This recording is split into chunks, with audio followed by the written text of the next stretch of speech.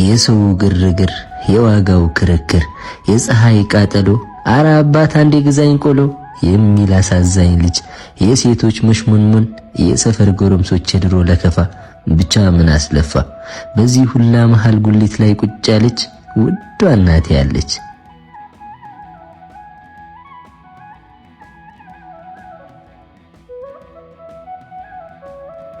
እናቴ ልቤ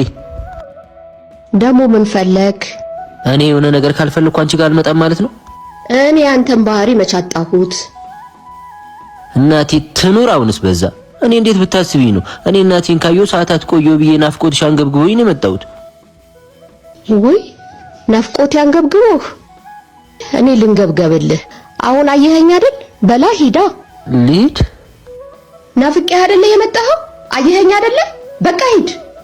ምን መሰለሽ እናቴ ልቤ ናፍቀሽኝ ስመጣ እግረ መንገዴን 7 ዓመት ብትገጭኝ ብዬ ነበር አመድ ቡን ይበል አንተ ልጅ እናት እኮ የጉሊት ሰራተኛ እንጂ የድርጅት ኃላፊ አይደለችም እማዬ ደግሞ ፍቅረኛ ይላገኛት ስለሆነ እኮ ነው ፍቅረኛ ከመያዝ በፊት ስራ መያዝ አይቀድምም ነበር ያም ይሁን እሺ እቺን ፍቅረኛህን ግን መቼ ነው የምታስተዋውቀኝ አይ እናቴ እንዴት አድርጌ ላስተዋውቅሽ ሲያቀብጠኝ የሀብታም ልጅ ነኝ ብያት እሷ የምታውቀው እናቴ ወደ ውጪ ዕቃ ኤክስፖርት እንደምታረግ ለስራ ጉዳይ ወደ ውጪ እንደምትመላለስ ብዙ ጊዜ ሀገር ውስጥ እንደማትሆን ነው የኔዋ ምስኪን እናት ግን ስራዋ ምንድነው ሽንኩርት አለ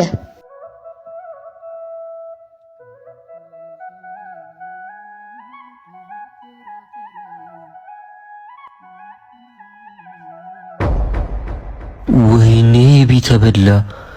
እቺ ሲያደለች እንዴ ቤብ ወይኔ ወይኔ ጣፋጭ እዚህ ምን ትሰራለህ ደግሞ የሆነ ጓደኛዬ ታሞ እሱን ልጠይቅ እየሄድኩ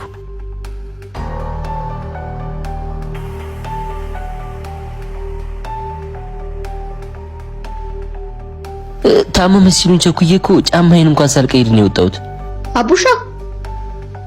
አቡሻ ወይኔ ቢተበላ